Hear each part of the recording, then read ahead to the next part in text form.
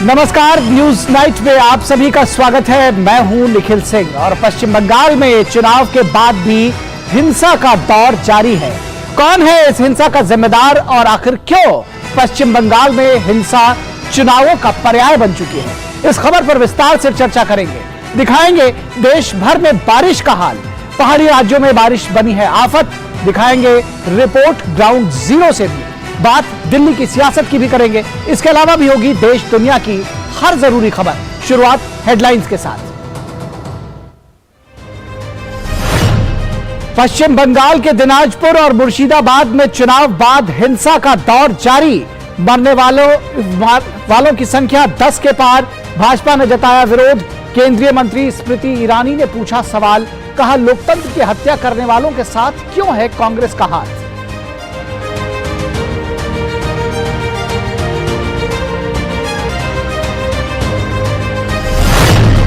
पश्चिम बंगाल में केंद्रीय बलों की तैनाती वाली जगहों पर नहीं हुई हिंसा। बीएसएफ उप महानिरीक्षक ने लगाया आरोप, कहा केंद्रीय बल को 7 राज्य चुनाव आयोग ने नहीं किए ये संवेदनशील और अति संवेदनशील मतदान केंद्रों की डिटेल्स साझा।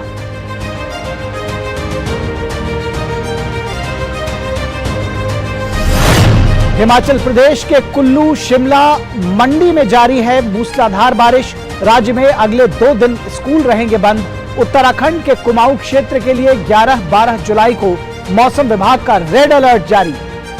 जम्मू कश्मीर में बड़ा झेलम का जल स्तर।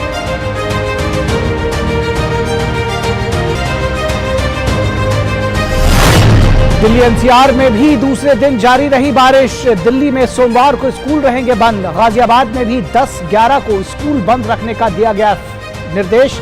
गुरुग्राम में वर्क फ्रॉम होम करने की दी गई सलाह।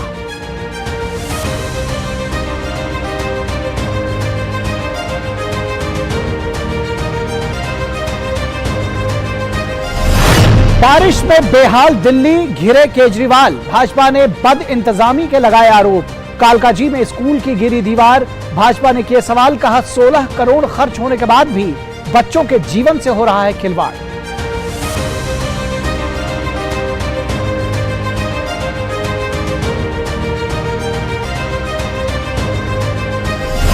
दो दिन बाद फिर बहाल हुई अमरनाथ यात्रा। हेलीकॉप्टर सेवाएं भी हुई बहाल।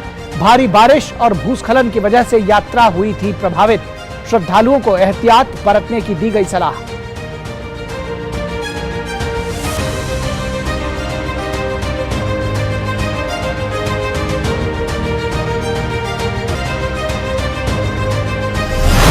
कर्नाटक के हम्पी में G20 संस्कृति कार्य समूह की तीसरी बैठक शुरू। 40 से अधिक देशों के प्रतिनिधि ले रहे हैं हिस्सा।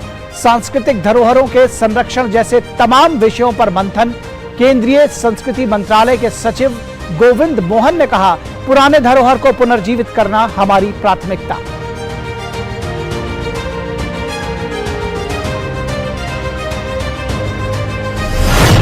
और भारतीय स्टार बैडमिंटन खिलाड़ी लक्ष्य सेन खेलेंगे साल का पहला BWF फाइनल।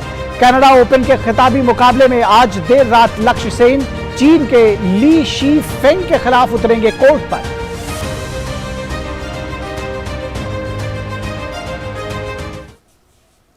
तो न्यूज नाइट में सबसे पहले बात पश्चिम बंगाल के चुनावी हिंसा की करेंगे। जब पंचायत चुनाव में दहल उठा पश्चिम बंगाल। पंचायत चुनाव में चुनावी हिंसा का इतिहास रहा है, वैसे भी चुनावी हिंसा का इतिहास रहा है पश्चिम बंगाल में। और इस बार भी लाख कोशिशों के बावजूद पंचायत चुनाव में हिंसा के तांडव को नहीं रोका जा सका।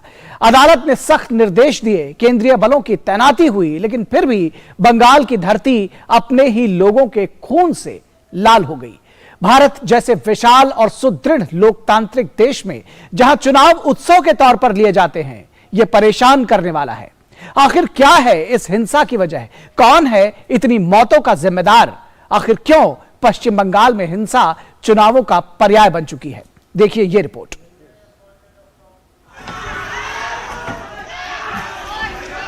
पश्चिम बंगाल में चुनाव जब भी हो, जैसे भी हो, हिंसा एक रिवाज बन चुकी है। शनिवार को राज्य के 20 जिलों में पंचायत चुनाव हुए, हिंसा हुई और नतीजा 10 लोगों की मौत। वोट की जगह पश्चिम बंगाल में बम बंदूक का चरित लोकतंत्र के उत्सव पर भी एक बदनुमा दाग है। जिस बंगाल की विरासत कभी पुनर्जागरण, साहित्य और ज्ञान की रही है, वहां सियासत के लिए हिंसा को उचित ठहराया ही नहीं जा सकता।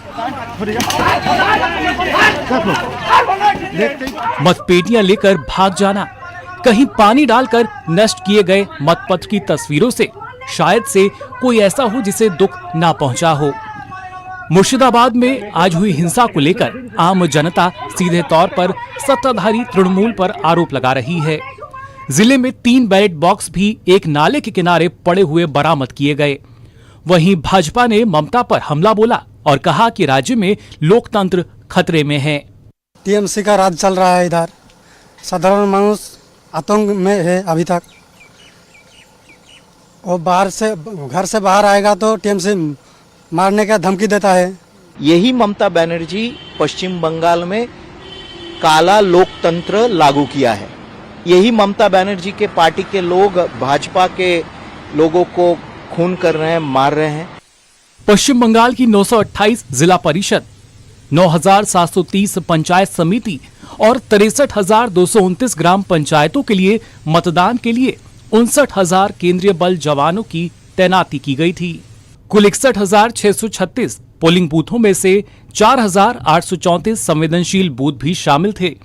लेकिन बीएसएफ के उप महानिरीक्षक एस.ए. गुलेरिया ने एक न्यूज एजेंसी से बात करते हुए जानकारी दी कि केंद्रीय बल को संवेदनशील और अति संवेदनशील मतदान केंद्रों की जो सूची प्रदान की गई थी, उसकी डिटेल साझा नहीं की थी। हमारे पास संवेदनशील पोलिंग बूथ की लिस्ट अभी तक नहीं है। ये हमने प्रयास किया, स्टेट इलेक्शन कमीशन से बार बार पत्र लिखा गया है। 5 तारीख के बाद लगातार चिट्ठी लिखी जा रही है। जो मीटिंग्स हुई हैं उसमें भी हमने रिक्वेस्ट किया है कि आप हमें संवेदनशील पोलिंग बूथ का लिस्ट दे दीजिए ताकि हम वहां पे बढ़िया तरीके से अपना काम कर सकें, लेकिन वो लिस्ट उपलब्ध नहीं हुई। राज्य के लिए चिंताजनक स्थिति ये है कि हिंसा सिर्फ मतदान तक ही सीमित नहीं रहती। उत्तरी दिनाजपुर के चाकुलिया थाना क्षेत्र से उपद्रव की ये तस्वीरें हकीकत बयां कर रही हैं। चुनावों के बाद जारी हिंसा राज्य के शासन और प्रशासन पर सीधे सीधे तौर पर सवाल खड़े करती है। नतीजे घोषित होने के बाद भी हिंसक झड़पों का इतिहास भी राज्य में रहा है। ऐसे में विपक्षी दल कांग्रेस और भाजपा ने विरोध जताया। भाजपा ने राज्य चुनाव आयोग के दफ्तर के सामने कोलकाता में प्रदर्शन किया, तो वहीं कांग्रेस ने मुर्शिदाबाद में। दोनों ही दलों ने राज्य में लोकतंत्र कमजोर होने की बात कही है। ये स्टेट गवर्नमेंट और ये इलेक्शन कमिश्नर जो है, उनके ऊपर हमारा कोई भरोसा नहीं है। लेकिन क्या है, पोल हो रहा है, एक सिस्टम बना हुआ है, एक स्टेट का पंचायत आइन है, इसलिए हमको थ्रू देम पोल प्रोसेस में जाना पड़ रहा है। মন বাংলার মানুষের হৃদয় আপনি দখল করতে পারবেন না।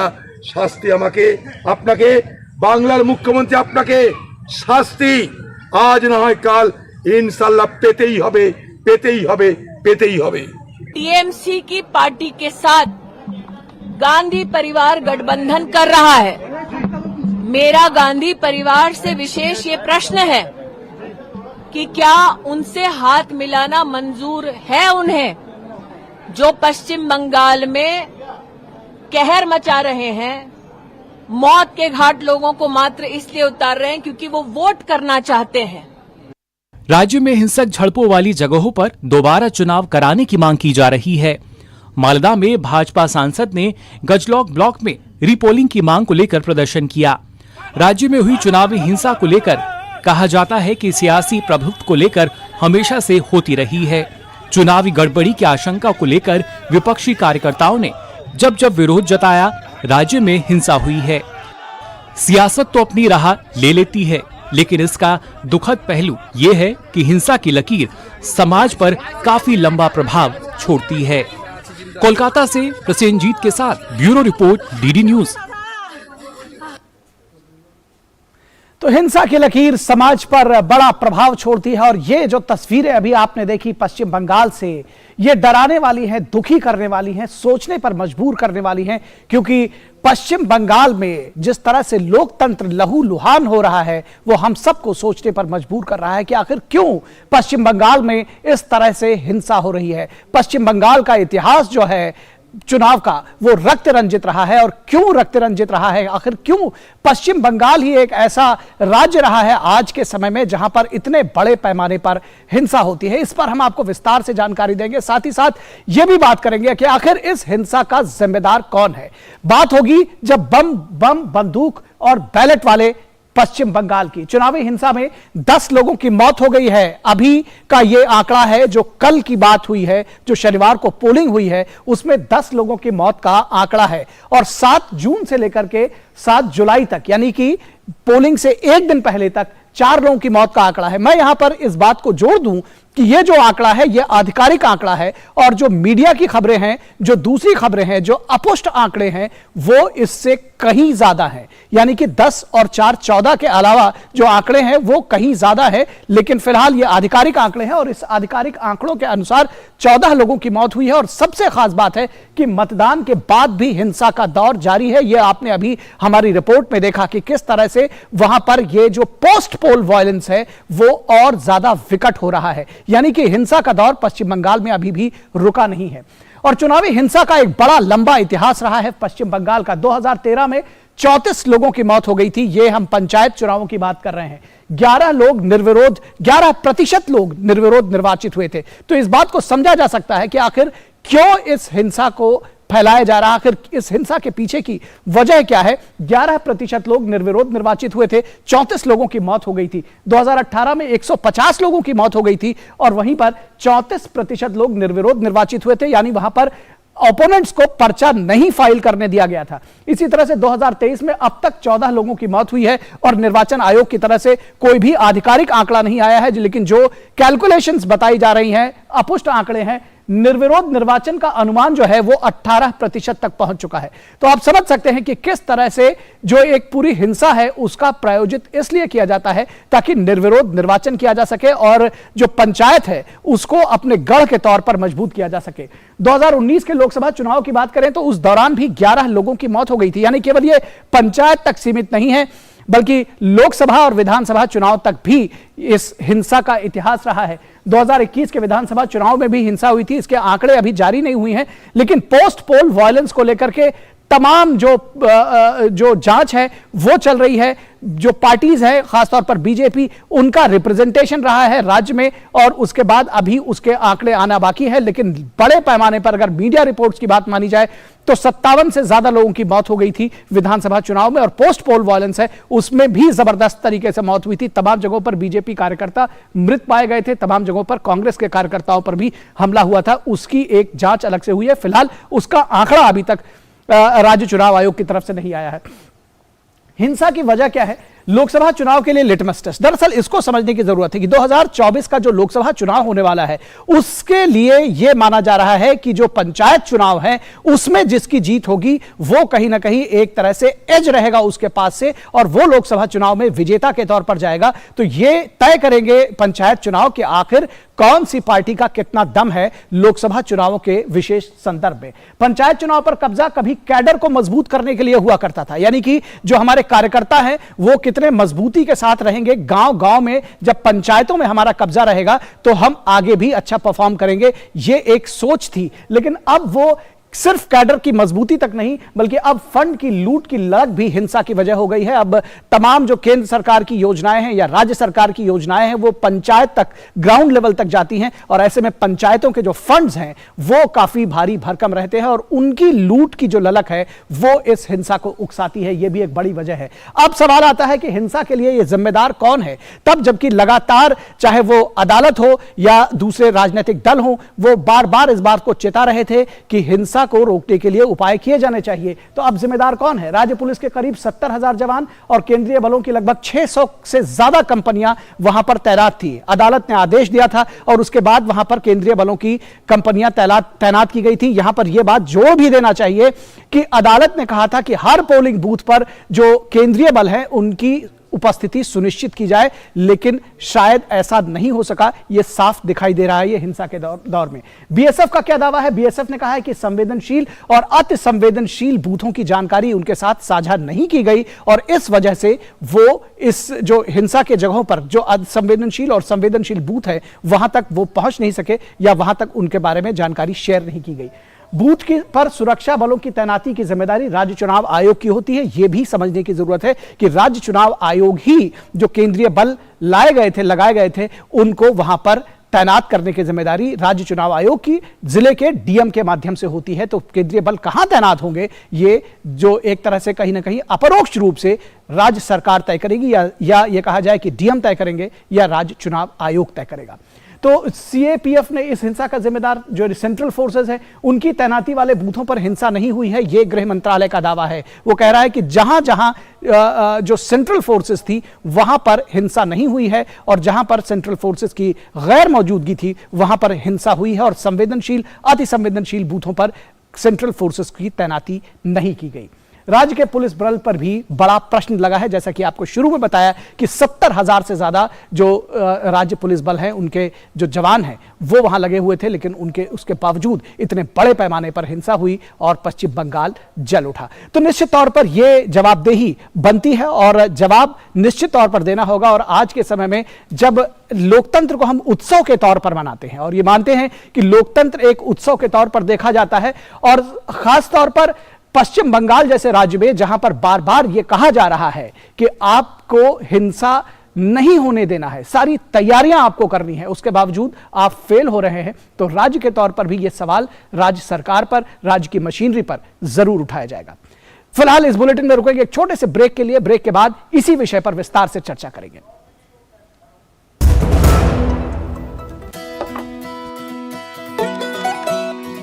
रूठी है तो मना ले बंधु, अरे अब के घर बसा ले बंधु। घर है यार घर बार नहीं, दीवार तो है हम वार नहीं। तो पुट्टी भर ले, तो पुट्टी भर ले, तो पुट्टी भर ले। कहानी जो भी हो, वंडर वॉल पुट्टी दे एक परफेक्ट फिनिश। यहाँ आयुष्मान कौन है? जी मैं हूँ। आपका अगला नंबर? मैं भी हूँ आयुष्मान। जी मैं भी हाँ। इतने सारे आयुष्मान? देश के करोड़ों लाभार्थी हैं आयुष्मान। और एक प्रकार से पीएम जय अब गरीबों की जय बन गई है। देश के करोड़ों परिवारों ने आयुष्मान भारत प्रधानमंत्री जन आरोग्य योजना के अंतर्गत 5 लाख रुपए तक का मुफ्त उपचार का वरदान पाया है। अपने परिवार के स्वास्थ्य सुरक्षा की गारंटी के लिए आज ही 14555 पर कॉल करें और अपने नजदीकी सूचीबद्ध अस्पताल या सीएससी केंद्र पर जाकर आयुष्मान कार्ड बनवाएं।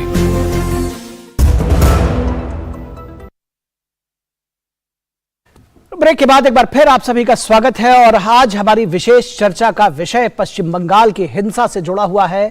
पश्चिम बंगाल चुनावी हिंसा का जिम्मेदार कौन? इतने बड़े पैमाने पर हिंसा हुई है तो इस हिंसा का जिम्मेदार कौन है, ये आज हमारे विशेष का विषय है। पश्चिम बंगाल चुनावी हिंसा का जिम्मेदार कौन, इस पर बातचीत करेंगे हम अपने खास मेहमानों के साथ में और समझने की कोशिश करेंगे कि आखिर इस चुनावी हिंसा का जिम्मेदार कौन है। जब बार बार यह प्रश्न किया जा रहा था कि इस चुनावी हिंसा को रोका जाए और पश्चिम बंगाल को हिंसा की आग में जलने से रोका जाए। हमारे साथ में 3 खास मेहमान मौजूद हैं इस वक्त। भारती घोष जो कि बीजेपी की प्रवक्ता है, भारती जी बहुत स्वागत है आपका। उसके साथ ही साथ कमरू चौधरी कांग्रेस के नेता है, कमरू जी स्वागत है आपका। और राजीव तिवारी जो कि नेता है टीएमसी के, वो भी हमारे साथ जुड़े हुए हैं। राजीव जी स्वागत है आपका। राजीव जी सबसे पहले शुरुआत आपके साथ करते हैं क्योंकि पश्चिम बंगाल में हिंसा हुई है तो बिना किसी लाग लपेट के जिम्मेदारी आपकी बनती है, राज्य की बनती है, क्योंकि आप किसी के ऊपर भी कहें कि इन्होंने हिंसा उकसा दी या किसी ने उसमें बाधा पहुंचाई, लेकिन सीधे तौर पर फेलियर राज्य का है। क्या पश्चिम बंगाल की सरकार, क्या ममता बनर्जी इसकी जिम्मेदारी लेंगी? कभी नहीं। ममता बनर्जी जैसी लोकतांत्रिक नेत्री की और लोकतांत्रिक मुख्यमंत्री आज तक भारत में नहीं हुआ। उन्होंने पश्चिम बंगाल में लड़ाई लड़ करके और पश्चिम बंगाल में आई, जमीनी स्तर की नेता है और जिस तरह से पंचायत चुनाव शांतिपूर्वक ढंग से हुआ आज तक भारत के इतिहास में यह देखने को नहीं मिला।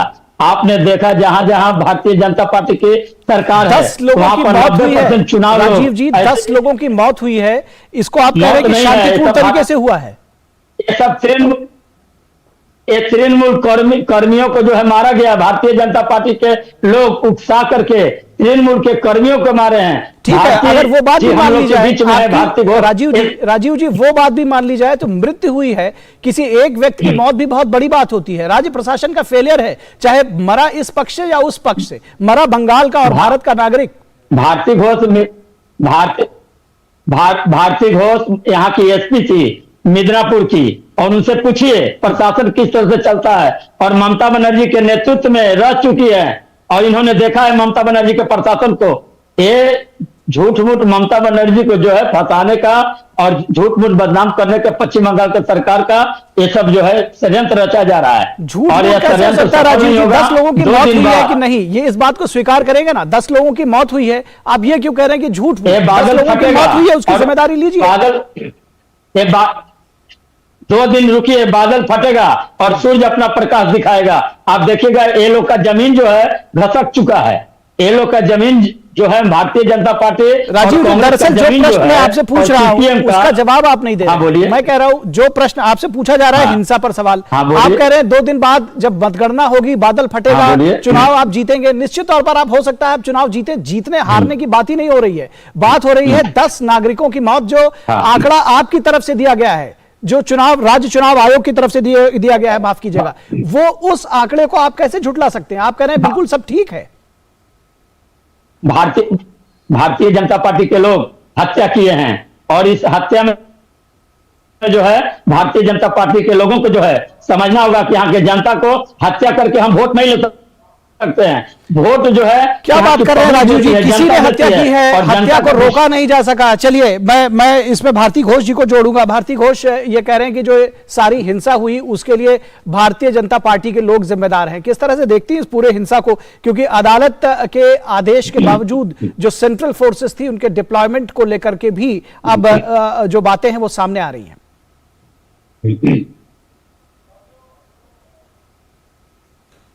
आपकी आवाज तंत्र के एक बहुत बड़ा काला दिवस था, एक मौत का कार्निवल था और लोकतंत्र का बलात्कार था। और 14 नहीं 40 लोग ने मारे गए और एक दिन 24 घंटा में 21 लोग मारे गए। 19 लोग मारे गए थे जब इलेक्शन बीजेपी, कांग्रेस और सीपीएम तीनों मिलकर के चुनाव लड़े। राजीव जी बीच में मत बोलिए अब आप। राजीव जी जब आप बोल रहे थे तो कोई और बीच में नहीं बोला था। इवनिंग में इलेक्शन हो जाने के बाद कुलतली में और मालदा के वैष्णव नगर में फिर से मारा। Total 21 deaths in 24 hours. और IGBSF भारती जी, अब आपको और अपने दर्शकों को दोनों लोगों को ये बता दें। भारती जी 59,000 जी भारती जी, आंकड़े दरअसल जो चुनाव आयोग की तरफ से दिए गए हैं वही आंकड़े हैं। डिप्लॉय किया गया था, इनको यूज नहीं किया, यूटिलाइज नहीं किया। तो मौत का जिम्मेदार कौन है? मौत का जिम्मेदार मुख्यमंत्री है, मौत का जिम्मेदार स्टेट इलेक्शन कमीशन है, और ये दोनों का मिल भगत और जो गुंडे लोग जिसका रवैया है कि हम जो भी करें हमको कुछ नहीं होगा, क्योंकि ये स्टेट का मुख्यमंत्री ममता बनर्जी है, वो गुंडे, टीएमसी का गुंडे, चीफ मिनिस्टर, उसका एडमिनिस्ट्रेशन और स्टेट इलेक्शन कमीशन जॉइंटली इस मौत का जिम्मेदार है। कोई भी पार्टी जो पावर में है, जो क्षमता में है, जिसके पास सब कुछ है, अगर एसपी लोग ये सेंट्रल फोर्स को डिप्लॉय कर देते स्पर्शकातर और संवेदनशील बूथ में, आज ये नहीं होता। लेकिन कुछ नहीं किया। ये 59,000 ट्रूप्स ऑफ सीएपीएफ को बैठा के रखा, गैरेज करके रखा। तो इसके जिम्मेदार कौन है? मुख्यमंत्री है, स्टेट इलेक्शन कमीशन है। सारा नेशनल टेलीविजन में आप गलाबाजी करोगे तो क्या आपका झूठ सच हो जाएगा? तृणमूल कांग्रेस, ये बताइए तो। आप आके जितना भी चिल्लाओ, जितना भी डांटो, जितना भी एग्रेसिव हो, कुछ करने का नहीं है। The whole nation is watching you. ठीक है, यू आर ऑन वॉच। ठीक है, कमरू चौधरी से भी जी कांग्रेस से पक्ष ले लेते हैं। राजीव जी आपके पास आएंगे, राजीव जी आपके पास आएंगे, आपको फिर मौका देंगे। आपने अभी पहले प्रश्न का जवाब नहीं दिया। राजीव जी आपके पास फिर आएंगे, आपके पास फिर आएंगे। कमरू चौधरी जी, आप लोगों को सीधा आरोप लग रहा है हत्या का अरे राजू जी, बोल लेने दीजिए, अभी आपके पास आएंगे। मैं ये कह रहा हूं कमरू चौधरी जी, कांग्रेस के ऊपर सीधा आरोप ये है कि आप पश्चिम बंगाल में तो लड़ने की बात कर रहे हैं, जो आपकी राज्य इकाई है वो लड़ने की बात कर रही है, लेकिन दिल्ली में जयराम रमेश कह रहे हैं कि जी पश्चिम बंगाल में जो गवर्नर है वही उन्हीं के ऊपर प्रश्न चिन्ह लगा रहे हैं। वो कहीं लड़ते हुए दिख रहे हैं, कहीं गलबहिया करते हुए दिख रहे हैं। किस तरह से चलेगा ये?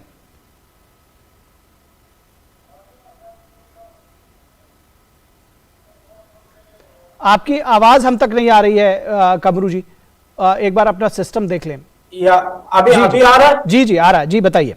जी, सबसे पहले मैं आज का जो पंचायत निर्वाचन में जो हुआ, मैं उस पर 2 टिप्पणी कर लूं, फिर आपका सवाल का जवाब मैं देता हूं। सबसे पहले बंगाल की जनता का ऊपर में ये सबसे बड़ा धोखाबाजी हुआ इस बार पंचायत का निर्वाचन, क्योंकि हाईकोर्ट का मॉनिटरिंग के बावजूद भी जिस तरह से गुंडागर्दी हुआ, जिस तरह से लूट हुआ, आज एक साधारण आदमी को क्या चाहिए था, एक सुरक्षा बोर्ड देने के लिए, लेकिन जिस जगह में उसको आश्वासन दिया गया कि केंद्रीय वाहिनी आएंगे बंगाल में और पर्याप्त सुरक्षा रहेगा और आप निर्वाचन दीजिए निडर होकर, लेकिन उस जगह में हमने देखा है अनऑफिशियली करीब लगभग 35 से 40 लोगों का हत्या हुआ है इस निर्वाचन में। इसके जिम्मेदार कौन है, ये पहला नंबर सवाल। जब हाईकोर्ट ने बोल दिया 822 कंपनी केंद्रीय वाहिनी बंगाल में भेजा जाए, तो उस जगह में लगभग 350 केंद्रीय वाहिनी आई थी आगे, और चुनाव के एक दिन पहले जाकर लगभग 600 कंपनी तक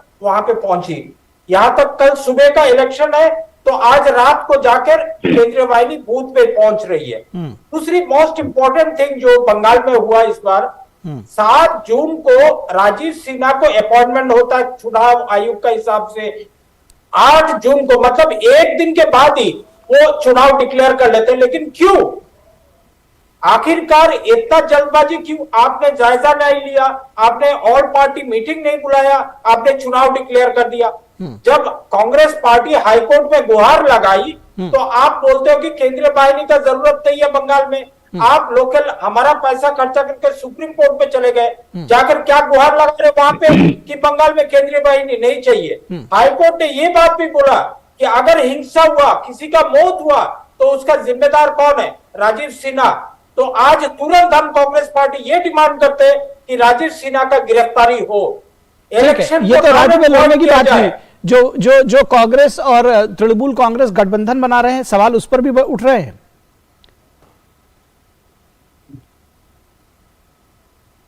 कमरू जी, सवाल आपसे है। जी, नेशनल पर्सपेक्टिव में इसका कोई संकट नहीं हो सकता है। क्यों, मैं बताऊं कि अगर मणिपुर में अगर हिंसा हो रही है, उसका जिम्मेदार अगर अमित शाह का मिनिस्ट्री है, तो बंगाल में जो हो रहा है कहीं ना कहीं उसका जिम्मेदारी भी अमित शाह का मिनिस्ट्री का ऊपर है। क्योंकि बंगाल क्या बात कही आपने। आपसे पूछा जा रहा है राजनीतिक सवाल कि आप एक जगह लड़ रहे हैं, एक जगह उनके साथ गलबहियां कर रहे हैं। आप बता रहे हैं जी अगर पश्चिम बंगाल में हिंसा हो रही तो अमित शाह जिम्मेदार। क्या जवाब है आपका, कैसे इसको जस्टिफाई करेंगे? उसका मैं बता रहा हूँ, आप जवाब ले लो। 822 कंपनी जब हाईकोर्ट ने बोल दिया जरूरत था यहाँ पे, आप कल सुबह इलेक्शन है, आज रात को लद्दाख से फ्लाइट सिपाही मंगाकर आप बंगाल में दे रहे हो, बेच रहे हो। आप इस इंफॉर्मेशन को दुरुस्त करें जी। अमित शाह का कहने पे आपने सेलेक्टिवली अपॉइंट किया। नहीं, ऐसा नहीं है, ऐसा नहीं है कमरू जी, ऐसा नहीं है, ऐसा नहीं है। सवाल दरअसल डिप्लॉयमेंट पे उठाए जा रहे हैं, सवाल डिप्लॉयमेंट पे उठाए जा रहे हैं। और अगर आप जो कह रहे हैं, अगर मान लिया जाए जो 650 का जो आंकड़ा जो आप दे रहे हैं, अगर 650 भी है, उनको भी प्रॉपर डिप्लॉय कहां किया गया? सवाल तो इसी बात को उठाया जा रहा है। हम आपकी सारी बात मान ले तो भी ममता बनर्जी का सरकार अगर डिप्लॉयमेंट चार्ट नहीं देगी तो हमारा केंद्रीय वाहिनी का गलती नहीं है।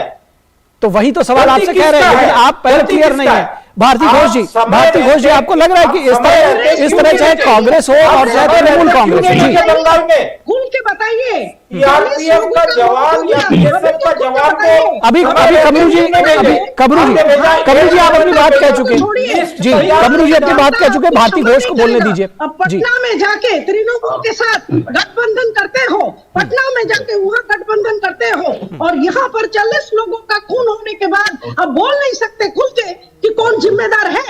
आईजी बीएसएफ जो चिट्ठी लिखा उसमें परिष्कार लिखा है कि 59,000 troops were waiting waiting and 25 state Congress BJP और सीपीएम तीनों हत्यारा है। ठीक है, तीनों हत्या में संलग्न है। तीनों क्या बात मिलकर के चुनाव लड़े थे। ठीक है, राजीव जी आपके पास आ रहे हैं जी। इतना कम चुपसाए हैं। हाँ बोलिए। वेट कर रहे थे। जी राजीव जी आप सीधे शब्दों में जवाब दें। लोग सुने, सच सुने।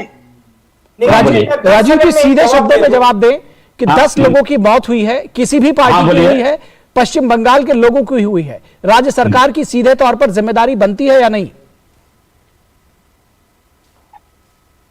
एक टीएमसी को हराने के लिए कांग्रेस, सीपीएम और बीजेपी तीनों मिलकर के अरे एक हो गए चाहे दो हो गए, उससे मतलब नहीं है। राज्य सरकार की जिम्मेदारी, कोई भी मौत होती है, राज्य सरकार की जिम्मेदारी बनती है नहीं बनती है? राज्य सरकार की जिम्मेदारी नहीं है राज्य सरकार का, इसलिए कि बीएसएफ को देकर के चुनाव किया गया, सीआरपीएफ को देकर के चुनाव किया गया, अर्धसैनिक बल आकर के चुनाव करवाया। राज्य सरकार की जहां पर एसपी थी, प्रशासन वहां पर आतंक नहीं था। प्रशासन और चुनाव आयोग लगे, आप ये नहीं कह सकते। हिंसा की मदद के बिना जितना केंद्रीय बलों की देखरेख में चुनाव हो रहे थे, केंद्रीय बल चुनाव नहीं करा रहे थे। इस बात को कम से कम बरगलाइए नहीं। मुझे ऐसा लग रहा है कि इस चर्चा में अपनी बात रख करके और दूसरे की बात ना मानी जाए। नहीं, हम नहीं मानेंगे, इस वाले अगर एटीट्यूड में है तो इसको आगे नहीं किया जा सकता। फिलहाल राजीव जी आपका और कबरू जी आपका और भारती जी आपका बहुत शुक्रिया इस चर्चा में जुड़ने के लिए, बहुत अच्छे, धन्यवाद। और आपने देखा कि किस तरह से जिसको कहते हैं कि सीना जोरी की स्थिति है, क्योंकि अगर राज्य में कहीं भी कोई मृत्यु होती है तो राज्य सरकार की जिम्मेदारी प्रशासनिक तौर पर बनती है, उसको भी टीएमसी के लोग लेने के लिए तैयार नहीं है और एक दूसरे पर ठीकरा फोड़ने की कोशिश कर रहे हैं। फिलहाल यहां रुकेंगे एक छोटे से ब्रेक के लिए। ब्रेक के बाद जब वापस लौटेंगे तो आपको बताएंगे कि देश भर में मौसम का हाल क्या है और किस तरह से बादल बरस रहे हैं।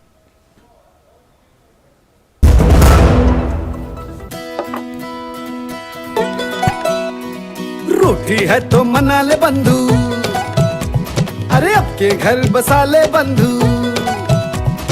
घर है यार घर बार नहीं, दीवार तो है हम वार नहीं।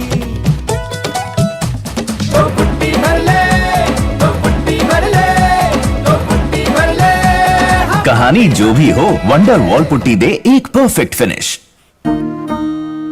बेमौसम बारिश, आंधी और तूफान की चिंता भूल जाओ, फसल बीमा कराओ, सुरक्षा कवच पाओ।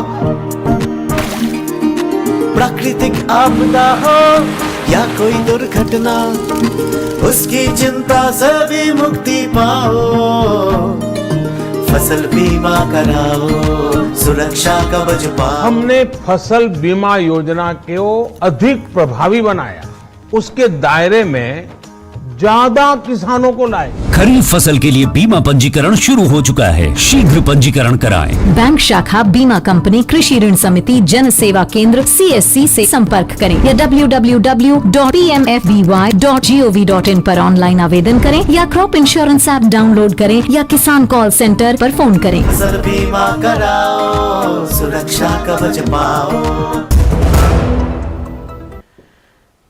स्वागत है आपका ब्रेक के बाद। और अब बात मौसम की। देश के ज्यादातर हिस्सों में बारिश हो रही है, लेकिन मूसलाधार बारिश से उत्तराखंड, हिमाचल प्रदेश और जम्मू कश्मीर जैसे पर्वतीय राज्यों का हाल बेहाल है। भूस्खलन और रोड ब्लॉकेज की वजह से इन पहाड़ी राज्यों में कई जगहों पर जनजीवन अस्त व्यस्त हो गया है। केंद्रीय गृह मंत्री अमित शाह ने भारी बारिश के मद्देनजर हिमाचल प्रदेश और पंजाब के मुख्यमंत्रियों से स्थिति का जायजा भी लिया। लगातार हो रही बारिश अब आफत बनकर देश के कई हिस्सों में अपना कहर बरसा रही है। हिमाचल प्रदेश में जारी मूसलाधार बारिश के बीच मौसम विभाग की ओर से रविवार के लिए रेड अलर्ट जारी किया गया। मौसम विभाग के अनुमान के मुताबिक सोमवार से हालात सामान्य हो सकते हैं। ऊना से एक्सट्रीमली हैवी रेनफॉल की रिपोर्ट आई है 228 mm। Cattle type of activity हुई है, heavy to very heavy rainfall प्रदेश में पिछले 24 घंटों में।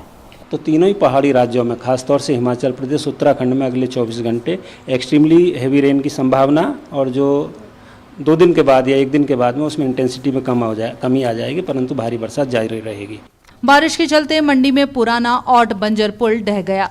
शिमला चामा पावर हाउस में पानी भर गया। लगातार हो रही भारी बारिश के कारण ब्यास नदी खतरे के निशान से ऊपर बह रही है। कुल्लू में ब्यास नदी में कई लोग फंस गए। हालांकि कड़ी मशक्कत के बाद एनडीआरएफ की टीम पीड़ितों को सुरक्षित बचाने में कामयाब रही। वहीं भारी बारिश के कारण जल सैलाब से मनाली के तारा मिल में राष्ट्रीय राजमार्ग 3 का एक हिस्सा ब्यास नदी में बह गया। राज्य में कई जगह भूस्खलन के कारण मंडी कुल्लू राष्ट्रीय राजमार्ग को बंद कर दिया गया है। चंडीगढ़ मनाली राष्ट्रीय राजमार्ग भी भूस्खलन के कारण बंद है। चंडीगढ़ से शिमला जाने वाले राष्ट्रीय मार्ग पर भी जगह जगह भूस्खलन का खतरा बना हुआ है। मौसम विभाग ने राज्य में 10 जुलाई के लिए भी येलो अलर्ट जारी किया है। मुख्यमंत्री ने लोगों से सतर्कता बरतने का आग्रह किया है। वहीं दूसरी ओर भाजपा नेता और पूर्व मुख्यमंत्री जयराम ठाकुर ने राज्य सरकार पर मानसून को देखते हुए कम तैयारी के आरोप लगाए हैं। मेरा सभी प्रदेशवासियों से अनुरोध है कि वे नदी नालों के किनारे ना जाएं, क्योंकि अगले 24 घंटे में और तेज बारिश होने की संभावना है। आपने सावधान रहना है। बहुत समय रहते जो एडवाइजरी बड़े स्केल पर जिसको एडवर्टाइज भी करना चाहिए था, जिसको ठीक तरह से हमको लोगों तक पहुंचाने का मैकेनिज्म डेवलप करना चाहिए था सरकार की ओर से, ताकि कम से कम लोग अलर्ट महसूस करें और लोग सावधानी के साथ अपने घरों में सुरक्षित रह सके। हिमाचल में 14 जुलाई तक भारी बारिश का सिलसिला जारी रहने की संभावना है। मौसम विभाग ने स्थानीय लोगों और पर्यटकों को संबंधित विभागों की ओर से जारी एडवाइजरी का पालन करने को कहा है। वहीं इस बीच भारी बारिश के चलते दिल्ली से ऊना जाने वाली हिमाचल एक्सप्रेस सरहिंद में फंस गई। मौसम विभाग ने कांगड़ा, चंबा, शिमला, मंडी, कुल्लू, सिरमौर, सोलन, ऊना जिलों में अचानक बाढ़ आने की आशंका जताई है। प्रदेश भर में 131 सड़कें बंद हैं, हवाई उड़ानें और ट्रेनें बाधित हैं। हालात को देखते हुए प्रशासन ने 10 और 11 जुलाई को स्कूल और कॉलेज बंद करने की घोषणा की है।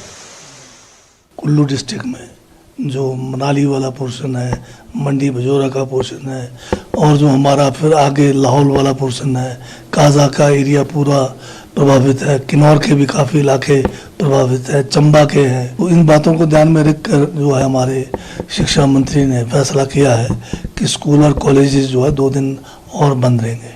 वहीं देवभूमि उत्तराखंड में भी बारिश से हाल बेहाल है। सरोवर नगरी नैनीताल में भी लगातार हो रही बारिश से कई इलाकों में भूस्खलन से लोगों को आवाजाही में खासी परेशानी का सामना करना पड़ रहा है। भारी बारिश और भूस्खलन के कारण छिनका के पास बद्रीनाथ राष्ट्रीय राजमार्ग बंद हो गया।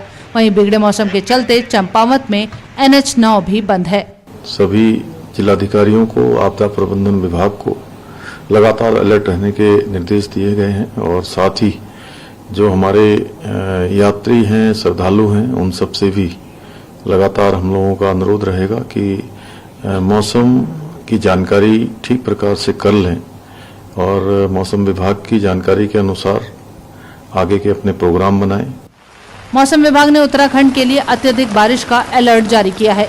11-12 जुलाई के लिए कुमाऊं और उससे जुड़े इलाकों के लिए रेड अलर्ट भी जारी किया गया है।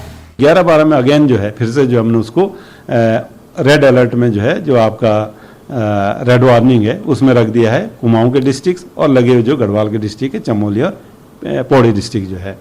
जम्मू कश्मीर में बारिश से आम जनजीवन पूरी तरह अस्त व्यस्त है। भारी बारिश और भूस्खलन के कारण जम्मू श्रीनगर राष्ट्रीय राजमार्ग दूसरे दिन भी बंद रहा। लगातार बारिश से झेलम नदी का जलस्तर खतरे के निशान के ऊपर पहुंच गया है। श्रीनगर में बारिश का पानी घरों में घुसने से स्थानीय लोगों को खासी परेशानी का सामना करना पड़ रहा है। जम्मू कश्मीर के उपराज्यपाल मनोज सिन्हा ने कश्मीर में जीरो ब्रिज का दौरा किया। दूसरी ओर जम्मू कश्मीर में पुंछ के दुर्गम इलाके में शनिवार को एरिया डोमिनेशन गश्त के दौरान एक नदी पार करते समय भारतीय सेना के नायब सूबेदार कुलदीप सिंह सहित सेना के 2 जवान पोशान नदी में बह गए थे। रविवार को दोनों जवानों के शवों को बरामद कर लिया गया है। Bureau report, DD news. और इस पूरी बारिश पर बातचीत करने के लिए किस तरह से पूरे देश भर में बारिश हो रही है और किस तरह से ये पैटर्न आगे भी जारी रहेगा, इस पर बातचीत करने के लिए हमारे साथ में इस वक्त डॉक्टर मृत्युंजय महापात्रा जो कि DG IMD है, मौसम विज्ञान विभाग के महानिदेशक हैं, हमारे साथ जुड़े हुए हैं। डॉक्टर महापात्रा, क्या इस जो बारिश है इसके, क्योंकि मानसून तो है तो मानसून में बारिश होगी, क्या इसके पैटर्न में कोई चेंज है या वही ये नॉर्मल है, इसको किस तरह से समझना चाहिए? नहीं, अभी जो active monsoon condition north west India में चल रहा है, इसका वजह यह है कि एक वेस्टर्न डिस्टर्बेंस अभी नॉर्थ ईस्ट इंडिया के ऊपर जा रहे हैं जी। और दूसरी तरफ monsoon as such active condition में है। दोनों का प्रभाव में स्पेशली हिली एरिया में जम्मू एंड कश्मीर, हिमाचल प्रदेश, उत्तराखंड के आसपास ये दोनों तरीके का wind, westerly winds and easterly winds का कॉन्फ्लुएंस हो रहा है, कन्वर्जेंस हो रहा है। और वेस्टर्न हिमालयन रीजन में जब ऐसे विंड कन्वर्जेंस होता है वो ऊपर उठकर वेरी टॉल क्लाउड्स और कन्वेक्टिव क्लाउड्स डेवलपमेंट होता है और इसमें हेवी डाउनपोर होता है और heavy to extremely heavy rainfall record किया गया है पास्ट 2 डेज में। सो ये जो इंट्रैक्शन हुआ, ऐसे इंट्रैक्शन हर मानसून में 1-2 बार होता है और जब भी ऐसे इंट्रैक्शन होता है तब ऐसे heavy to extreme heavy rainfall दिया जाता है। मगर अच्छी बात यही है कि ये जो इंट्रैक्शन हुआ है इसको हम आजकल मॉनिटरिंग कर सकते हैं, प्रेडिक्ट कर सकते हैं और अर्ली वार्निंग भी इशू हो रहा है। और अर्ली वार्निंग के हिसाब से आज तक हम रेड कलर वार्निंग दिए हैं, जैसे पंजाब, हरियाणा, हिमाचल प्रदेश, उत्तराखंड एरिया के। और जब आप देखेंगे धीरे धीरे जम्मू एंड कश्मीर क्लियर हो रहा है और आज के बाद पंजाब भी धीरे धीरे क्लियर हो जाएगा। नाउ हिमाचल प्रदेश का एक्टिविटी आज सबसे मैक्सिमम है, काल से कम हो जाएगा, ईस्टर्न हिमाचल में एक्टिविटी रहेगा और उत्तराखंड, हरियाणा और दिल्ली एंड वेस्ट उत्तर प्रदेश में एक्टिविटी काल भी जारी रहेगा जी। और इसके साथ साथ एक लो प्रेशर एरिया अभी साउथ वेस्ट राजस्थान के ऊपर केंद्रीभूत है, जिसके प्रभाव में इसके साथ साथ भी गुजरात और राजस्थान में भी heavy to very heavy rainfall record हो रहा है और कल तक भी ये heavy to very heavy rainfall होने का संभावना है जी। इसके बाद माने 10 तारीख के बाद एक्टिविटी धीरे धीरे कम होगा और 10 तारीख को भी आज की तुलना में इंटेंसिटी जो रेनफॉल का है ये भी कम होगा। बट फिर भी जो heavy to very heavy rainfall हम एक्सपेक्ट कर रहे हैं स्पेशली द हिमालयन रीजन पे, ये बड़ा खतरनाक हो सकता है। इसमें लैंडस्लाइड हो सकता है, मॉडस्लाइड हो सकता है, मॉड स्लिप, मॉड सिंक हो सकता है और इसके साथ साथ जो ट्रैवल है, ट्रांसपोर्ट सेक्टर स्पेशली इफेक्टेड हो जाता है क्योंकि तो मिट्टी जो है दब जाता है और इसके साथ साथ जो विजिबिलिटी है वो भी पुअर हो जाता है, इसमें ट्रैवल के लिए प्रॉब्लम हो जाता है। और इसके साथ साथ कंटिन्यूस बारिश आप देखेंगे in the month of July जो हो रहा है, इसमें ये पूरा नॉर्थ ईस्ट इंडिया में लार्ज एक्सेस रेनफॉल रिकॉर्ड किया गया अभी तक, इसलिए जो रिवराइन फ्लडिंग से आप बोल रहे थे इसका संभावना भी हम अवॉइड नहीं कर सकते हैं। और जो अर्बन एरियाज है, जिस एरिया में ये हिल स्टेट्स में हो कि प्लेन स्टेट्स में हो, जैसे दिल्ली जैसे अर्बन एरिया में जैसे हेवी रेनफॉल हो जाता है, इसकी वजह से अर्बन फ्लडिंग हो जाता है। अर्बन फ्लडिंग की वजह से ट्रांसपोर्ट सेक्टर स्पेशली इफेक्टेड होता है और जो लो लाइन एरिया जो होता है स्पेशली हमको ध्यान रखना पड़ेगा, कोई लो लाइन एरिया को नहीं जाना चाहिए। जी जी। एक बात आपसे समझना चाहेंगे बहुत संक्षेप में कि अगर इसको ये समझा जाए कि बहुत सारे ऐसे जगह है जहां पर अभी औसत से भी कम रेनफॉल हुआ है, संक्षेप में बताइए कि जो मैदानी इलाके हैं, उत्तर के मैदानी इलाके हैं, यहाँ पर अभी ये जो सीवियर रेनफॉल है ये कब तक जारी रहेगी, जो हैवी रेनफॉल है इनफैक्ट? या अभी जो हेवी रेनफॉल एक्टिविटी जैसे हमने बताया आज और कल के लिए नॉर्थ ईस्ट इंडिया में जारी रहेगा और इसके बाद एक्टिविटी रिड्यूस हो जाएगा। जो प्लेन्स ऑफ यूपी है और बिहार है और फुटहिल्स ऑफ हिमालयज है यूपी बिहार को लगते हुए और नेपाल एरिया है, वहां फिर बारिश बढ़ेगा परसों से। इसके साथ साथ नॉर्थ ईस्ट में बारिश बढ़ेगा। 13 तारीख तक ऐसे एक्टिविटी रहेगा। 14 तारीख से फिर सेंट्रल इंडिया ओडिशा से शुरू करके गुजरात तक फिर एक्टिविटी बढ़ेगा रेनफॉल।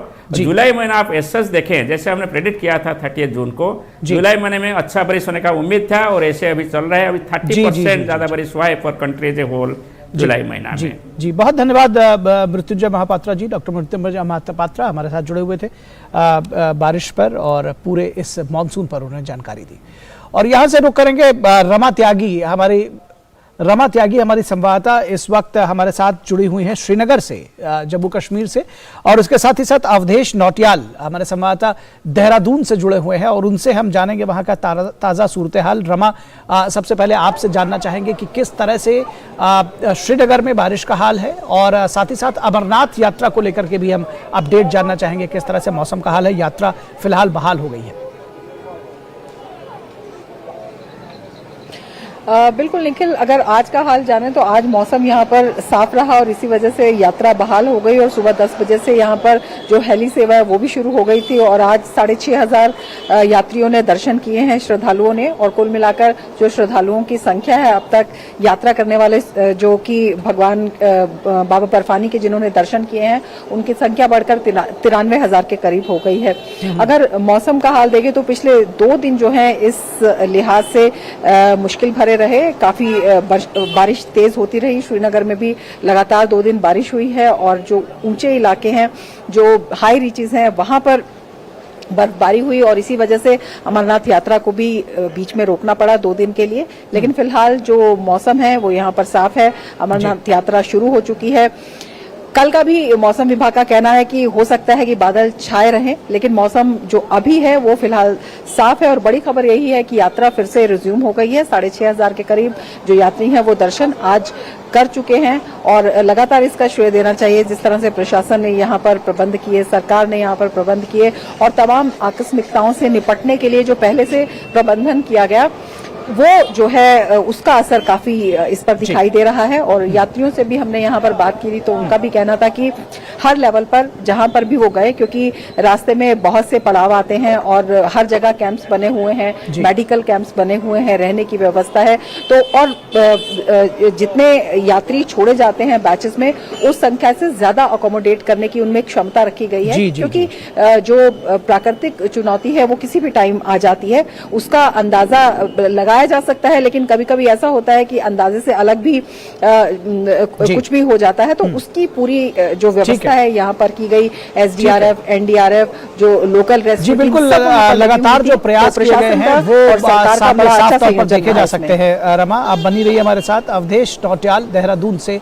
अवधेश, किस तरह से क्या अपडेट आप देंगे बारिश को लेकर के, और कुमाऊं का जो रीजन है उसमें 11 और 12 तारीख को रेड अलर्ट जारी किया गया है, क्या तैयारियां हैं? बिल्कुल निखिल, अगर उत्तराखंड की बात करूं तो आप जानते हैं कि उत्तराखंड एक पर्वतीय राज्य है और बहुत ही संवेदनशील में आता है। जो यहाँ प्राकृतिक आपदाएं हैं, जो बारिश के कारण लगातार हर साल प्राकृतिक आपदाओं की सूचना मिलती रहती है, बहुत सारी जगह लैंडस्लाइड की सूचनाएं मिलती हैं। इस बार चूंकि प्रशासन और जो सरकार है पहले से ही चौकस थी और सरकार ने पहले से ही पूर्व में सभी तैयारियां कर ली थी।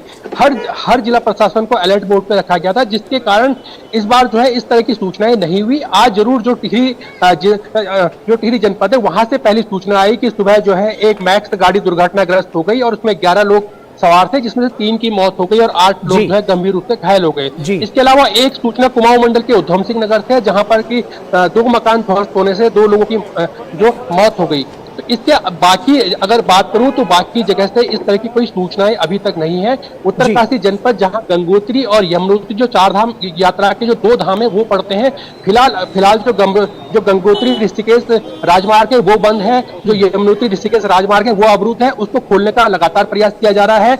इसके अलावा बद्रीनाथ और केदारनाथ की जो यात्रा है वो लगातार चल रही है। आज भी केदारनाथ में 3,500 से अधिक श्रद्धालुओं ने एक अच्छी जानकारी दी कि बद्रीनाथ और केदारनाथ की यात्रा लगातार जारी है और यात्री जो है वो दर्शन कर रहे हैं। फिलहाल बहुत शुक्रिया आपका अवधेश, और रमा आपका भी शुक्रिया इतने सारे अपडेट्स के साथ हमारे साथ जुड़ने के लिए।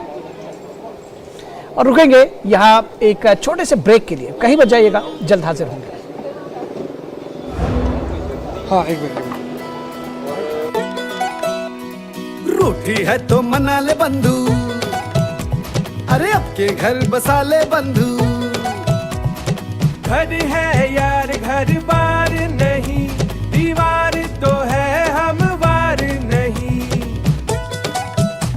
तो पुट्टी भर ले, तो पुट्टी भर ले, तो पुट्टी भर ले। कहानी जो भी हो, वंडर वॉल पुट्टी दे एक परफेक्ट फिनिश। जन औषधि केंद्रों पर मिलने वाली दवाओं की कीमत बाजार में जो दवाएं मिलती हैं उसी क्वालिटी की, लेकिन जन औषधि केंद्र में 50% से 90% तक उसकी कीमत कम होती है। भारतीय जन औषधि परियोजना के अंतर्गत अब तक देश भर में हजारों जन औषधि केंद्र खोले जा चुके हैं, जहां पर 1800 से अधिक दवाइयां और 285 सर्जिकल उपकरण बहुत ही कम कीमतों पर उपलब्ध हैं। अधिक जानकारी के लिए जन औषधि सुगम मोबाइल ऐप को डाउनलोड करें या टोल फ्री नंबर 1800-180-8080 पर कॉल करें। स्वागत है आपका ब्रेक के बाद। और बारिश की वजह से दिल्ली एनसीआर का भी बुरा हाल है। जलभराव, टूटी सड़कें और चौक पड़ी नाली नालों ने लोगों की दुश्वारियां बढ़ा दी हैं। भारी बारिश को देखते हुए दिल्ली, गाजियाबाद और गुरुग्राम में सरकारी और निजी स्कूलों को कल के लिए बंद कर दिया गया है। इसी के साथ गुरुग्राम जिला प्रशासन ने यातायात की भीड़ से बचने के लिए सभी कॉरपोरेट कार्यालयों और निजी संस्थानों को अपने कर्मचारियों के लिए 10 जुलाई को वर्क फ्रॉम होम लागू करने की सलाह दी है। लगातार होती मॉनसूनी बारिश अब दिल्ली और राजधानी क्षेत्र में लोगों की परेशानी का सबब बनती जा रही है। दिल्ली, गाजियाबाद और गुरुग्राम में सड़कें पानी से लबालब हैं। जल भराव के कारण पानी में फंसते वाहन, सड़कों के जाम में घंटों इंतजार करते लोगों के लिए अब ये बारिश सजा का काम करती नजर आ रही है। शनिवार को हुई बारिश ने तो दिल्ली में पिछले 20 साल का रिकॉर्ड तक तोड़ दिया। रविवार को भी सुबह से ही फिर बारिश शुरू हो गई। तेज बारिश का ये माहौल पूरे एनसीआर में भी बना हुआ है। मौसम विभाग के अनुसार शनिवार को 9 घंटे में दिल्ली में 126.1 मिलीमीटर बारिश दर्ज की गई। इससे दिल्ली में एक दिन में इतनी अधिक बारिश का पिछले 20 साल का रिकॉर्ड टूट गया। दिल्ली में 12 घंटे में 126 मिलीमीटर और 24 घंटे में 150 मिलीमीटर बारिश हुई। इस पूरे मौसम में जितनी बारिश होती है उसकी 20% बारिश पिछले 24 घंटे में हो चुकी है।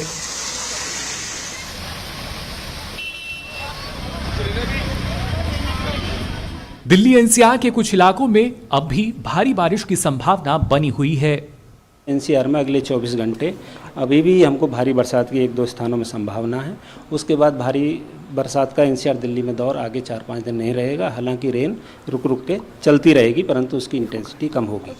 राजधानी के सभी हिस्सों में झमाझम बारिश से एक और मौसम खुशगवार हो गया, तो दूसरी ओर राजधानी और एनसीआर के कई इलाकों में जलभराव की समस्या पैदा हो गई। भारी बारिश के चलते लोगों को खासी परेशानी का सामना करना पड़ा। सड़कों पर कई फीट पानी जमा हो जाने से कई इलाकों में भयंकर जाम लग गया। दिल्ली में पिछले 2 दिनों से हो रही मूसलाधार बरसात और मौसम विभाग की चेतावनियों को ध्यान में रखते हुए कल दिल्ली के सभी स्कूलों को 1 दिन के लिए बंद करने की घोषणा की गई है। वहीं दिल्ली से सटे गुरुग्राम में तेज बारिश के कारण कई जगहों पर भारी जलभराव हो गया। नतीजतन कई जगहों पर लंबा जाम लग गया।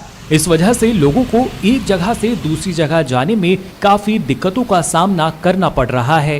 अभी गुरुग्राम की सड़कें पानी से लबालब भरी नजर आ रही हैं।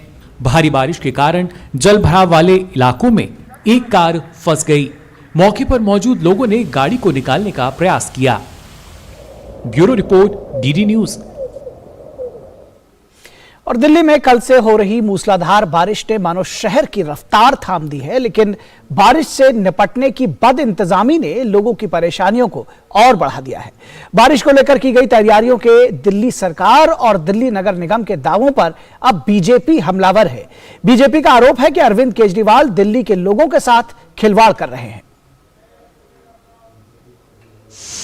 राजधानी दिल्ली में शनिवार से जारी लगातार बारिश ने रिकॉर्ड दर्ज किया है। 12 घंटे में 126 मिलीमीटर बरसात हुई, जो पिछले 1 दशक में दिल्ली में किसी भी एक दिन में हुई सबसे ज्यादा बारिश है। शहर में कई स्थानों पर जल जमाव की समस्या देखी गई। भाजपा ने इसे लेकर केजरीवाल सरकार पर हमला बोला। नेता प्रतिपक्ष ने कहा कि भाजपा बरसात के मौसम से पहले ही तैयारी कर लेती थी, जबकि अरविंद केजरीवाल दिल्ली के लोगों के साथ खिलवाड़ कर रहे हैं। आज जब हम सुबह उस स्कूल की बाउंड्री के पास पहुंचे, जब बाउंड्री गिरी, अच्छा हुआ परमपिता परमेश्वर की कृपा रही कि स्कूल की छुट्टी थी। मोटरसाइकिल, रिक्शा वो दब गई। 4 माह पूर्व ही वो बिल्डिंग बनी थी। इसी प्रकार की कंस्ट्रक्शंस को लेकर जुलाई को 2022 में इसकी शिकायत भी दी गई थी। कोर्ट में PIL भी लगाई गई थी। वहीं दिल्ली कालकाजी क्षेत्र में स्कूल की दीवार गिरने की घटना पर भाजपा ने केजरीवाल सरकार को घेरा है। किरकिरी के बाद दिल्ली राज्य सरकार के कई मंत्री सड़कों पर उतरकर हालात का जायजा लेते दिखे।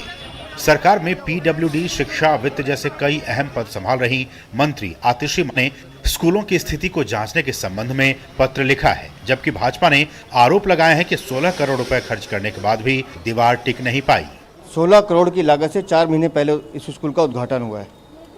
पुरानी दीवारों पर नई टाइलें लगा दी गई हैं और देखिए नीचे का बेसमेंट, नीचे का जहाँ भरना चाहिए था, वहाँ मलबा भरा हुआ है। सीधा सीधा पैसे कमाने का जरिया है, इसमें मोटा भ्रष्टाचार हुआ है।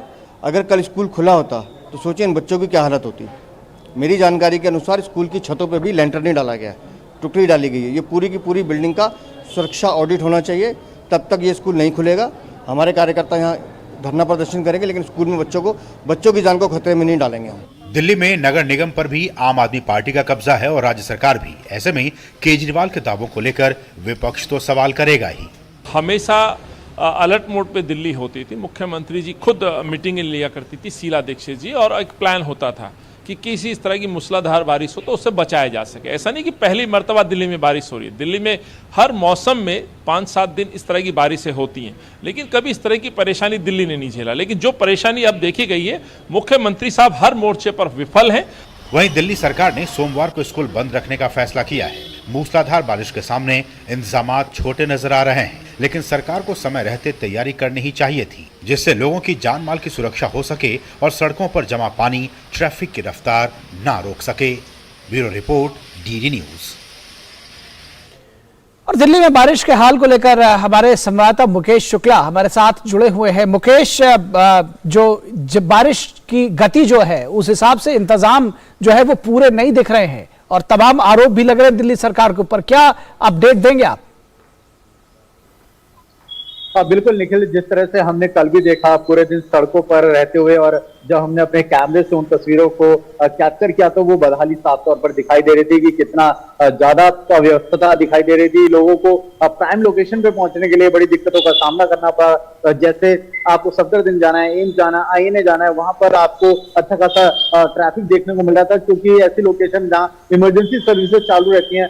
आपको रेलवे स्टेशन जाना है तो वहां पर उन रास्तों पर भी अच्छा खासा जल भराव देखने को मिला।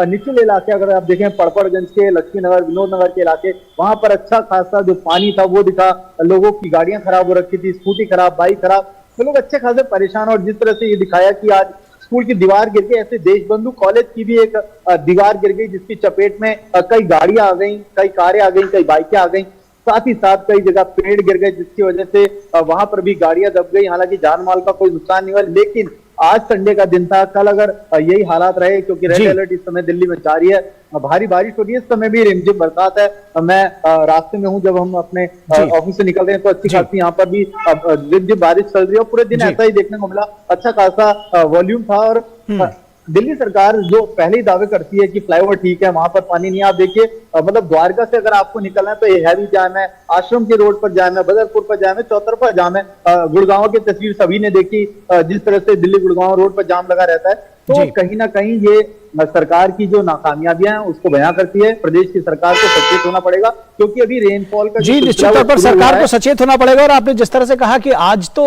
फिलहाल किसी तरह से गुजर गया, छुट्टी का दिन था, लेकिन कल जब दफ्तर खुलेंगे, स्कूल खुलेंगे, ऐसे समय में निश्चित तौर पर मुश्किल हो सकती है। बहुत शुक्रिया इस तमाम बातचीत और जानकारी के लिए। और रुकेंगे एक छोटे से ब्रेक के लिए, कहीं मत जाइएगा, जल्द हाजिर होंगे।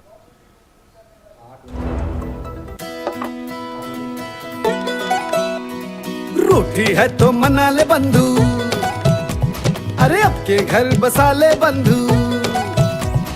घर है यार घर बार नहीं, दीवार तो है हम वार नहीं। तो पुट्टी भर ले, तो पुट्टी भर ले, तो पुट्टी भर ले। कहानी जो भी हो, वंडर वॉल पुट्टी दे एक परफेक्ट फिनिश। ब्रेक के बाद एक बार फिर आप सभी का स्वागत है। गुजरात के भी कई इलाकों में बारिश से लोगों को जलभराव की समस्या का सामना करना पड़ रहा है। गुजरात के सुरेंद्रनगर में भारी बारिश के बाद शहर भर में पानी भर गया। वहीं पंजाब, हरियाणा और चंडीगढ़ में शनिवार सुबह से शुरू हुई बारिश रविवार सुबह तक जारी रही। मौसम विभाग ने एक बार फिर चंडीगढ़, रोपड़, मोहाली और फतेहगढ़ साहिब जिले में भारी बारिश का अलर्ट जारी किया है। वहीं लगातार बारिश के कारण पंजाब में डेरा बस्सी शहर में हाउसिंग सोसाइटी में जलभराव के कारण वाहन पानी में डूब गए। एनडीआरएफ की टीमों ने मौके पर पहुंचकर लोगों की मदद की। गुलमोहर एक्सटेंशन डेरा बस्ती में सर पानी बुरी तरह से भर गया था, तो हमारी टीम ने यहाँ आके मॉर्निंग में 10 बजे नियर अबाउट 10 मॉर्निंग में सर ऑपरेशन स्टार्ट किया सर्च एंड रेस्क्यू का, और अपनी टीम्स के साथ बोट्स के साथ सर यहाँ पे लोगों को रेस्क्यू किया। नियर अबाउट 80 to 85 लोगों को यहाँ पे रेस्क्यू किया। और कर्नाटक के हम्पी में G20 संस्कृति कार्य समूह की तीसरी बैठक हो रही है। इससे पहले बैठक में शामिल होने के लिए आए प्रतिनिधियों को विजयनगर एयरपोर्ट पर भव्य स्वागत किया गया। इस 4 दिवसीय बैठक में 40 से अधिक देशों के प्रतिनिधि भाग ले रहे हैं। बैठक में सांस्कृतिक धरोहरों के संरक्षण जैसे तमाम विषयों पर मंथन चल रहा है। इस बैठक के बारे में बताते हुए संस्कृति मंत्रालय के सचिव गोविंद मोहन ने बताया कि हमारी प्राथमिकता पुराने धरोहर को पुनर्जीवित करने की है। उन्होंने कहा कि G20 के माध्यम से हम एक तंत्र बनाना चाहते हैं जिसमें पर्यटन क्षेत्र के विकास को, जिसके जरिए गति मिल सके और सभी देश इससे लाभान्वित हो सके। जो हमारे 4 थीम्स हैं, उन चारों थीम्स में हम जितने भी देश इसमें भागीदार हैं या जो शामिल हैं इस G20 के फोरम में, उन सबों के बीच एक हम कंसेंसस पैदा कर सकें जो हमारे 4 विषय हैं उनके इर्द गिर्द। तो जैसा मैंने पहले भी बताया है, ये 4 विषय हैं। रेस्टिट्यूशन ऑफ कल्चरल प्रॉपर्टी, दूसरा है harnessing living heritage for a sustainable future, तीसरा है डेवलपिंग क्रिएटिव इकोनॉमी, और चौथा है लेवरेजिंग डिजिटल टेक्नोलॉजीज। अब इस मीटिंग में हमारी कोशिश रहेगी, क्योंकि ये पेनल्टीमेट मीटिंग है, कि सभी विषयों पर अब एक लगभग सभी के बीच में 2-3 मुद्दे छोड़ के एक आम सहमति आ जाए, जिसके आधार पर अभी और वाराणसी की जो आखिरी बैठक होगी 26 अगस्त को, उसके बीच में जो जॉइंट डिक्लेरेशन होगा लीडर्स का, उसमें जो कल्चर का पोर्शन है उसको हम एक अंतिम रूप दे सकें। तो न्यूज नाइट के इस अंक में बस इतना ही। हमारी पूरी टीम को दीजिए इजाजत। नमस्कार।